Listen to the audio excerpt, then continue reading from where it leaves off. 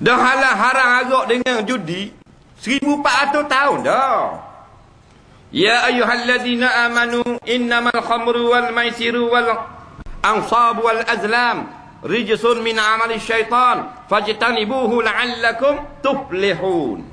Hei orang yang beriman, kamu benar beriman kepada Allah dan hari kiamat, sesungguhnya arak, judi, tenung nasib, sembah berhala, syirik, semua itu adalah kotor, najis daripada kerja-kerja syaitan. Fajtanibuh, wajib kamu tinggal.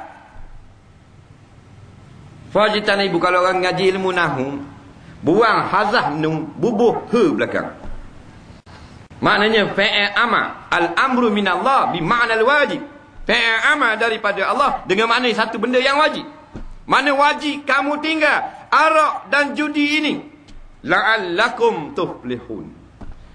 Kata ulama-ulama, la'alla ni kalau lain daripada Allah, maknanya mudah-mudahan kamu dapat kejayaan. Tapi kalau daripada Allah, la'allakum bermakna pasti kamu akan mendapat kejayaan.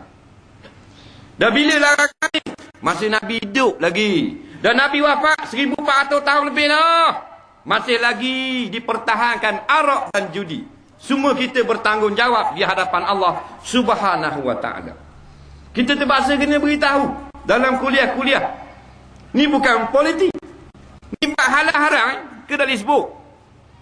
Dia kata dah disebut, kita ustaz kena sebut gini. Mu pandai, mu yang ajar. Ada dia komplain pula. Dah disebut gitu, kena sebut gini. Mu pandai pula, mu pandai. Ngajar semalaman, banyak lagi kosong. Bukan kita kata pandai, kewajipan.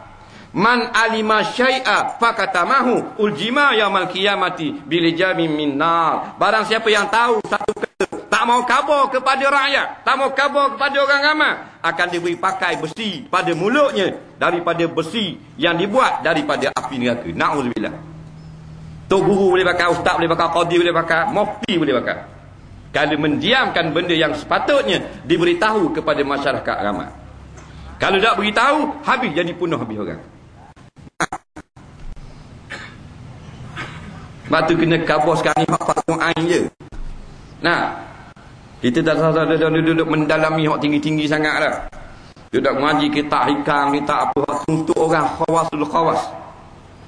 Nah, duduk bahas kau sama-sama kita hak ni pun selerok tabuk lagi. Anak dah tutup kepala ayah ngaji kitab hikam. Bukan hikam tu pula mani dah. Hikam Abi Madyam, Zakaria Ansari. Oh, hebat kita. Dah anak mana orang boleh ambil dengan RZ? Hikam kepala otak apa? Ha, ni kena faham. Nah, kas layang. Sekarang ni kita nak balik kepada betul halal haram dulu. Bukan nak molek tu kitab molek belaka. Nah. Sebab tu kita sebut semua pasal banyak berlaku sana. Oh, kita ikam belaka ngaji. Anak pakai tak tudung anak. La ilaha illallah.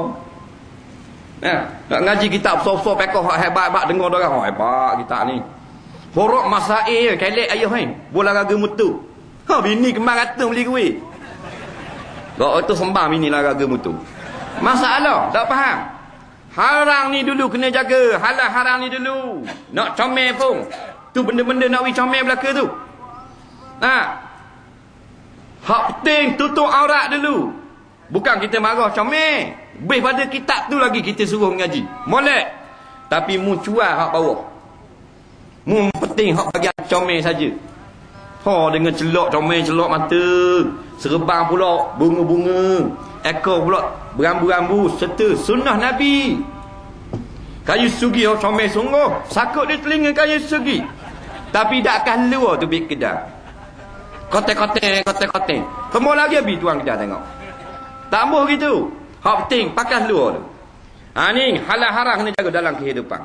Jangan kita terpedaya dengan tingginya pengajian, dengan hebatnya orang yang menyampai, dengan glamournya kalau kita pergi ngaji situ. Jangan.